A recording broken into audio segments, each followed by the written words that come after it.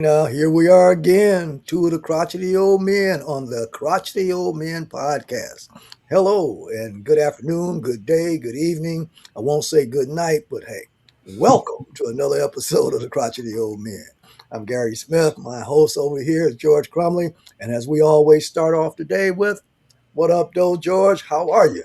What up, though, Smitty? How we doing today? Hey, man, we locked in, we ready to roll. And look here, like I like to say, we're 10 toes down and we're still around. Absolutely, absolutely. Smitty, it's important that you work up with this kind of enthusiasm for life because life is not promised to us. Every day God gives us two gifts. He allows us to open our right and our left eye. From there you got to make haste, don't make waste. And get up and get at it. No matter what age you are. So I'm so proud and so happy that here again I'm up for another day, and I see the dust on the ceiling fan, and we're gonna get after it. Amen. That's it, man. Shoot, let's not waste another moment. Absolutely. What we got today? What's on the agenda? Well, still in tune with that statement I just made. Sleep has kind of come up as far as everybody wears a Fitbit or one of the other wrist Apple watches and things like that, and they measure just about everything from how many steps you take, your heart rate, your energy level.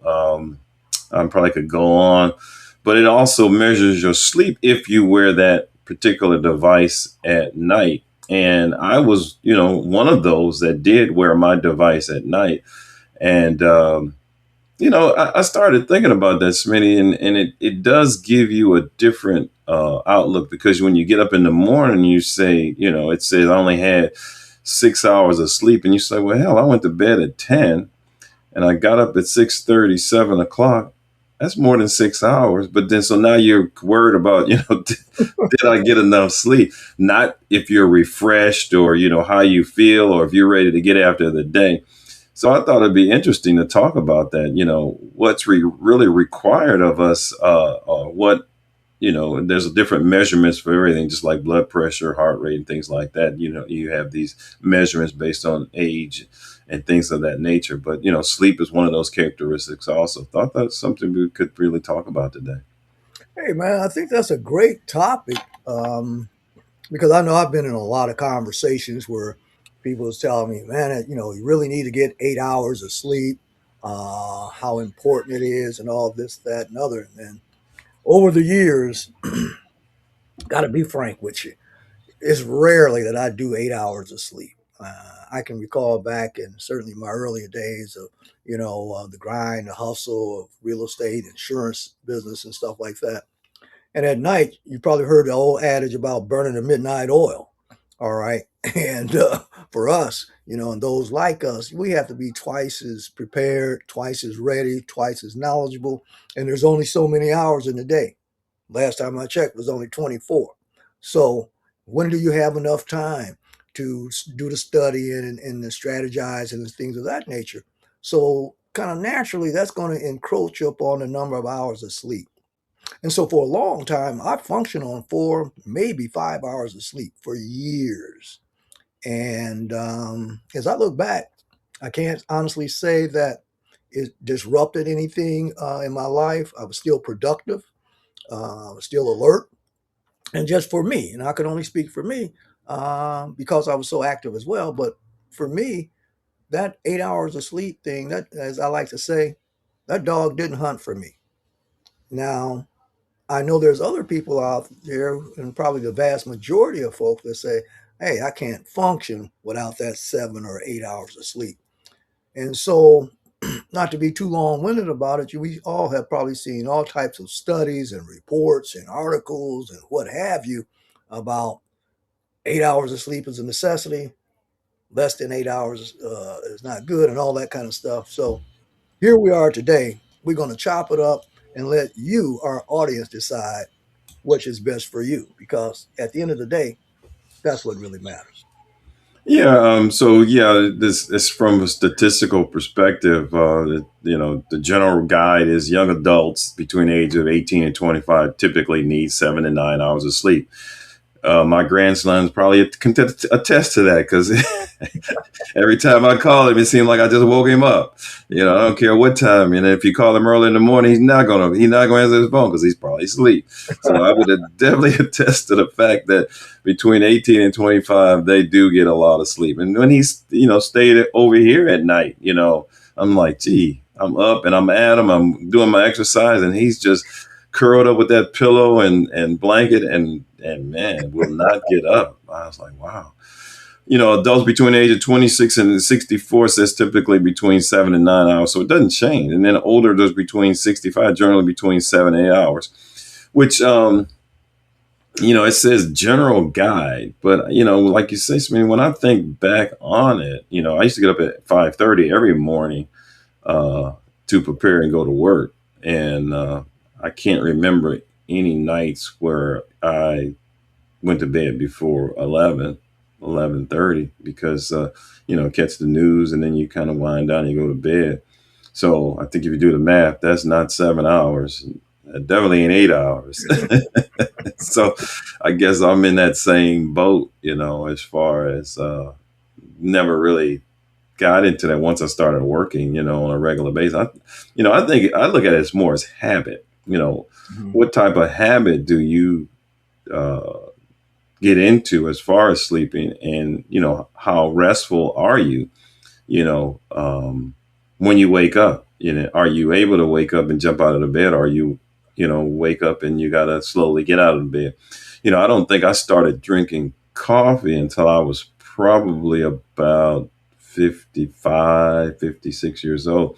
So I would have to say, as I look back on it, through my 20s, my 30s, my 40s, I must have been getting up with quite a bit of energy, because I've always been one to, exercise in the morning, because that's always worked better for me. So, like I said, and back to what I was saying at the introduction, I stopped wearing my uh, watch at night at sleep, because here again, it seemed like it was more of a deterrent, and also just gave me some type of mental thought, as far as, am I getting enough sleep, instead of really letting my body tell me if I'm getting enough sleep.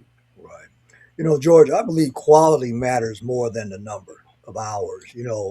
Um, do you wake up refreshed? I mean, that's the question that we have to ask ourselves. And just like you said, like, I don't know, I'm just born with bounds of energy.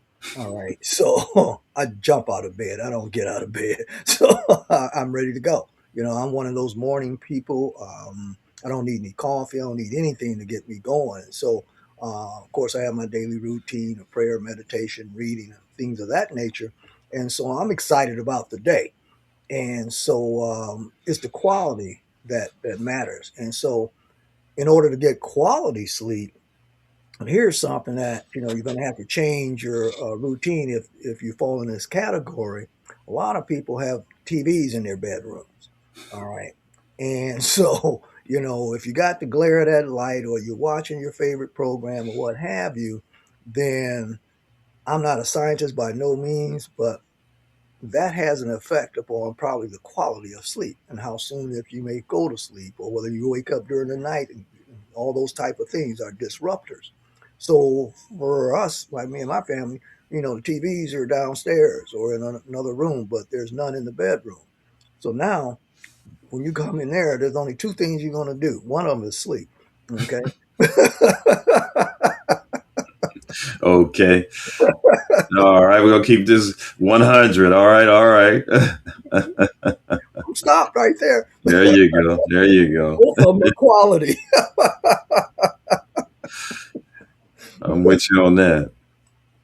So, as just to wrap that up, so like I said, quality matters. So more so than the numbers, and so whatever is necessary for you to do, you know, we have to do that, because one thing's for certain: sleep is a necessity, obviously, but quality sleep enables, and I'm sure it has something to do with longevity, because you have people who work midnights, and people are up late at night or what have you.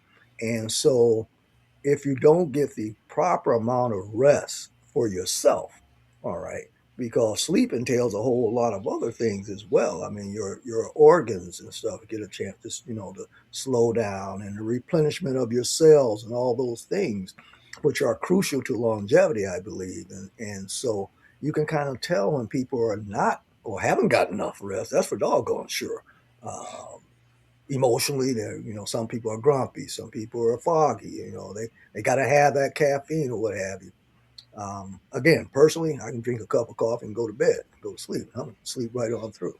But again, sleep is an individual situation, and but whole purpose of bringing this topic up is for us to examine that, because from a health basis, we all want to have to participate in our own rescue, as I like to say, and make sure that you're getting ample enough sleep so that when you do wake up, all right, whether you're a morning person or not, when you do wake up, you do feel refreshed.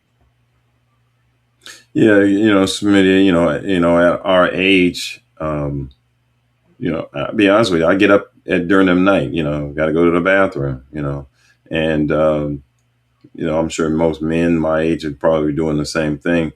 But here again, and there's, you can, depending on how severe that is, you probably want to see a doctor and whatnot. But um, my measurement is more is, do I fall back asleep after I get back into bed? And in most situations, I do. Um, I can't remember too many situations where I've gotten up, used the bathroom, came back to the bed, and laid there with my eyes open for hours and trying to go back to sleep. I'm usually knocked out, So and that's the same thing as far as going to sleep. I don't need a TV or anything like that.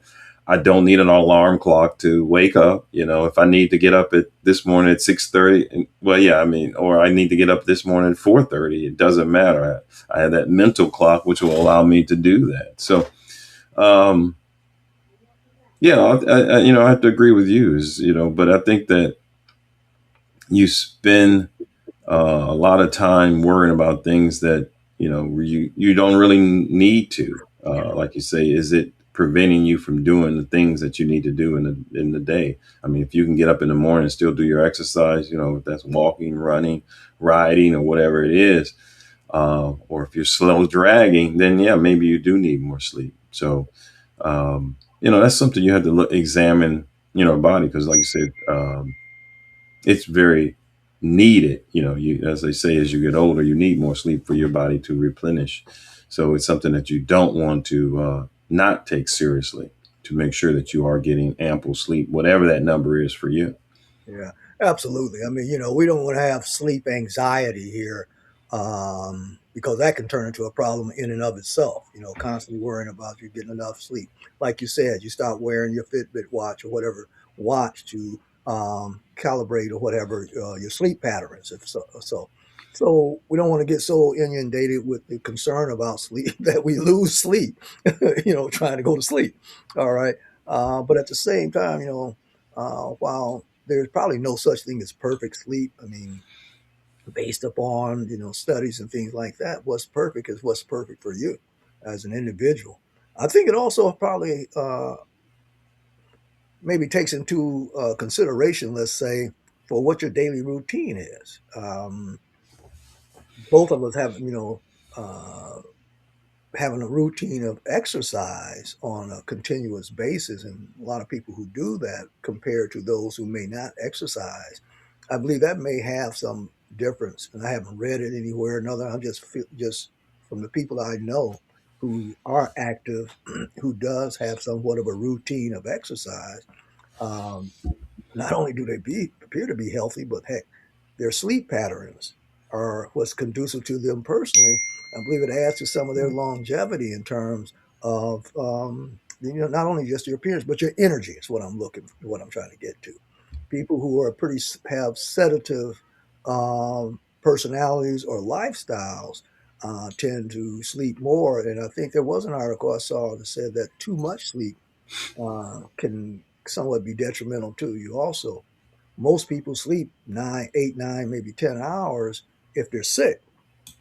All right. Babies, of course, they'll sleep that length of time, or younger children, because they're growing. But as us as adults, um, our sleep patterns are conducive to, I guess, like our own rhythms of life and breathing. Here's one thing I like to put out, though. Um, Now, for me, I like to take a nap during the day.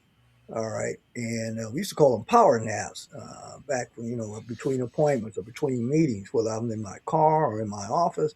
I would take me about a 15, maybe a 20, 30-minute power nap, as I call it. Just doze off, get a nice sound nap. And when I wake up, I'm refreshed. And so that could help some people if you have a deprivation of maybe sleep. But then, of course, you got to set an alarm for that one, because if you're in the middle of the day and you go to sleep and 2 or 3 hours later, you may not have a job. So, Well, Smitty, if you eat and then take that nap, they call that itis. okay, So yeah, yeah, be definitely. careful with that one. Yeah, yeah. But talking about that, getting too much sleep, that can be just as detrimental as getting not enough sleep. Yeah. You have to make sure that you're not depressed. You're in chronic pain, illness, or infections, or medications are affecting certain things that you're doing. Here again, and we have to remind our audience, we're not doctors. So you need to check to see what particular thing is going on with you. You have to be aware of what's going on with your body, and if things like that certainly change, you need to understand why. But I as a regular cannot lay in the bed and just lay in the bed. It's just um I don't know if it's my body, it's on pain or whatever, but once I'm awake and I'm ready to get up and get going. And Right. like I said, that's normally 6:30, 7 o'clock, and I'm ready and going and getting going. I hear people saying, man, I slept at 9, 10 o'clock. I'm like, so but even if I stay up till 1 or 2 o'clock in the morning, which I do, because like last night, I got into bed because we went out till maybe 12:30. I was still up at 6:30. Yep. So Same even here. so, the night before I went to bed at 10, I was still up at 6:30. Yep. So Yep. the beginning is may change, but the end result is the same. And do I feel any different? Not really. I still go through the same routine. I still get up. I still exercise, but that's just a form of habit that I've developed with my body. But yeah, do I get concerned that I'm not getting enough sleep? Yeah, I do. And then what do? I just go to bed earlier. Yeah, that makes sense. That Yeah, makes sense. because regardless of what time I go to bed, I'm still going to wake up at 6:30. So I just go to bed earlier. Yeah, and that's so true. I'm shaking my head. Yeah, because I have a we have a parallel there. It doesn't matter what time I go to bed. 6:30, somewhere around six, between that 6:30, 7 o'clock hour, I'm going to be awake. Mhm. And when I'm awake, I get up. Get All right, up. Mhm. I just get up. Now, in those, it's not regular, because I've noticed my sleeping patterns that I have to use the bathroom in the middle of the night. Does it happen sometimes? Yeah, it depends on what I drank before. But typically, what I'll do is I'll drink one of those 8 ounce glasses of water before I go to bed. And I hear a lot of people say, if I drink water, I'm going to have to be pissing all night. Well, I disagree with that. But then again, it depends upon how your body works. I do drink water purposely before I go to bed. All right. And it's based upon some studies that I've read or what have you. But I've noticed in most occurrences that I sleep straight through. The times that I'll have to wake up during the night is if I've ingested some alcohol, if I've had some wine or alcoholic beverage or whatever. That's when I'll find that I'm interrupted in my sleep and I have to go to the bathroom.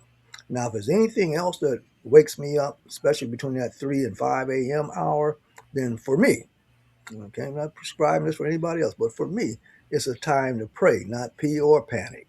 Okay, it's a time to pray because I'm feeling now that the Holy Spirit is trying to talk to me, is give me something, some information. And typically, if you're a religious person or you believe in a higher power, whatever you want to call it, I call it God. But it's during those quiet moments, those quiet times when everything is still. There's no questions, there's no music, there's nothing but that spirit. And so if you're a person that meditates or you're a person that's a believer, what have you, that's a time not to go back to bed. Because if you can't go back to sleep, then there's a reason for it. And it may not be what you think it is. So sometimes it's just good to get still, to get quiet, and listen to your inner self. All right. And then have a notepad by you because you never know. There's an idea or something that happen that you can write it down and then go back to bed. I mean, don't take my word for it. The next time it happens, try it. And if Mm. it doesn't work, just say, hey man, that crotchety old dude didn't know what the hell he talking about or whatever. And if it works, hey, pass it on. Yeah, yeah, yeah. That's something you may want to check out. Yeah. Yeah. Another thing that people need to find out about is sleep apnea. Hmm. You see there's a lot of commercials about sleep apnea, wearing the mask, and I think they have something that you can insert in your chest or something else. And there's the mouth guard. There's certain things that you can do, but that can really affect your sleep. So that's something that you need to check out if you're not getting restful sleep, or you're waking up. Because what happens with sleep apnea is you actually stop breathing. So that can be detrimental to you if that's not checked, and you go to a doctor and you get that properly diagnosed. Because I know a lot of people, especially people that are overweight, and it doesn't necessarily mean overweight. Some people with normal weight can be impacted by sleep apnea too. The other thing is mattress. You better make sure that people. We got a little joke at the house we call a flipping mattress. Back in the day, we used to flip the mattresses over. So, but if you buy a new mattress these days, they only have one side, so you don't really flip them over. So And make you buy another one. that make you buy another one. Exactly. That's that disposable world that we live in these days. But yeah, I mean that's something that you want to also watch out for, to make sure that you have the proper sleeping mattress, pillows, and things like that. People wake up and say, I got a crook in my neck, or my back or my side, or things like that. And that could be that you've worn out that bed that you've had for like 15, 20 years, or that pillow that's so flat that it no longer has life in it. You've beat it up so much, So, sometimes we overlook these things. You don't think about them until it's time to go to bed. But those are kind of things that you have to also, and even sheets, having good sheets that are, comfortable for you to allow you to sleep properly. And then you have to look at the temperature in your room. Some people can sleep with cold. Some people can sleep with hot. If you have a spouse, they maybe just be the opposite. They want it hot and you want it cold. So you got some want the ceiling fan on, some want the ceiling fan off. So once I want the cover on, some want the one leg out, So it's so Yeah, yeah. I mean, there's lots of different ways that it happens, but it's at the end of the day, it's the same result. You want to get that restful sleep. absolutely. Absolutely. I mean, sleep is right along with nutrition, actually, exercise, um, just good health patterns, basically. I mean, if you're constantly tired or snoring heavily or struggling to stay awake during the day, then it may be a indication perhaps of sleep disorder, whatever. Probably not just getting enough, but hey, if that's a continuous or chronic situation, then you may want to ask your physician, your doctor about it. Sometimes I guess we know we only talk to a doctor unless we have aches and pains, but a lot of our attitudes and our moods or what have you is triggered by either the lack of sleep or perhaps too much, but particularly the lack of sleep. And your daily routine, the daily things that you let into your life, that you allow to concern you. Some of the things that I think our society is so anxiety driven and fear based news and things of that nature and all that. So whatever goes into your spirit, into your inner self, or your subconscious mind, if you will, if you're carrying that stuff around with you during the day, or you're constantly worried or bombarded with decisions and deadlines and things of that nature, then if you don't have a way of arresting those things or a way of certainly, I like to have this old adage that I handle a piece of paper one time. I'll make a decision about, going to a restaurant. I'll look at the menu, make a decision, close that bad boy up, and put the menu to the side. So unless we train ourselves to handle situations that crop up in our life, there's things that we can control. Anything that you control, handle it and be done with it. Things that you cannot control at that time, then don't allow it to control you.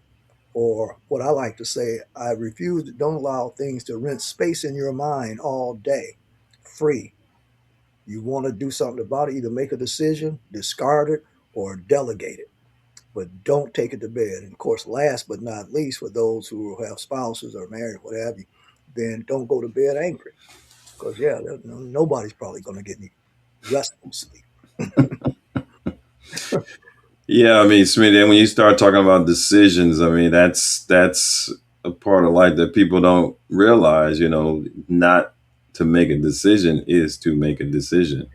So you've subconsciously made that decision by not addressing that, and that's the decision you made not to address it. So yeah, decisions are a part of our life. When I coach basketball, that's what I try to teach my girls all the time is that it's a decision to get out of bed. It's a decision to brush your teeth. It's a decision to put your clothes on. So just like you make those simple decisions and you develop these habits, it's the same thing on the basketball court. The training that you go through. You're here for 90 minutes, making the decision to get something out of this training, as opposed to just going through the motions and saying it's done and going home, because you haven't really fulfilled your real objective, which is why you're here and to get better. Right. So it's when you talk about decision, that could probably be a whole different podcast. So it's something that, like I said, a lot of people avoid, but they don't know what, like I said, you're making a decision anyway, just trying to avoid that. Yeah. That life is, regardless of the decision you make, that's the decision you live with. So yeah. Yeah, that's so important. And you're correct. Maybe we will open up another on a podcast and talk about decisions. Let's decide to decide. Yeah. Exactly. So, but anyway, before we wrap up today, I just want to make sure that people understand that your health is your wealth. And you've heard it said here on the Crotchety Old Men podcast that sure you can watch your dime, your time, and all that, but one of the things that we do have control over to a modicum degree, those of us who are still here, is to invest in our health. And so reduce the amount of stress in your life by whatever means necessary. Reduce that stress because that stress is the stealer of rest. It steals your replenishing time. That's the only time you really have time. Your body have time to heal itself, to replenish itself. That's why some doctors prescribe it in terms of whether it's after a surgery or whatever, to get the proper rest that you need. Um, and then in today's society where we have so many behavioral health issues, especially around people that's older. I mean, some of the behavioral health issues that uh, begin with the younger people is probably stem from other things other than sleep. But for those of us, who, even if you're still working, or for those who have somewhat retired, if you will, get your rest. All right, whatever that means for you. Okay, if it means taking a nap during the afternoon, take a nap. There's a lot of uh, people who work at night, whatever they try to. It's hard to sleep during the daytime. Okay, so how do you manage that? I don't know because I don't have that situation. But I want to say this is that we all have to participate in our own rescue, get the proper rest that's necessary for you. Okay. And don't worry about anybody else, but get your rest, reduce that stress. Um, hey, read something positive. Okay. Look at something positive because we all know. And I like looking at the World News Report and, seeing what the heck happened during the day or what have you. But I don't have to tell y'all 99% of the stuff that we see on the news is negative, especially within our community, man. And that's a whole nother subject, man, but it's so negative. And so I try to find something positive. If it's not a documentary, and maybe I can watch before I go to bed, or something new that happened, anything that I can learn something. Yeah, I'm all over it. But all the rest of that stuff don't, garbage in, garbage out. Yeah, I mean, hey, your health is your currency. I mean, that's what you have to keep in mind. You know that's yeah. Everybody talks about their money, but without your health, life is not in a situation where you can do all the things you want. So yeah, you have to be aware of how you spend your time. Your time is your currency. You don't want to waste your time on a lot of negative things. That's for sure. Um, but yeah, yeah. Hopefully, people have gotten something out of this podcast. I mean, I know I have. It's so interesting, because we that's something that we take for granted. I know when I was younger, I would tell my brother sometime I didn't get enough sleep last night. He said, "God gives out the same amount of sleep every night. He gives you enough, so it's up to you to take advantage of that. It don't change. It don't change. So it's up to you to take advantage of how much of that sleep you want to, take advantage of, and how much to absorb. So yeah, All right. you got that's a decision you got to make. Decisions, decisions. Yeah. So what kind of words of wisdom you got for us today, Smitty? Well, I think this probably is apropos. What's easy to do is also easy not to do. That's for sure. That's for sure. And as we always say on the Crotchety Old Man podcast, if you didn't know, Now, nah, you know. Take care. Be blessed. all right. Peace.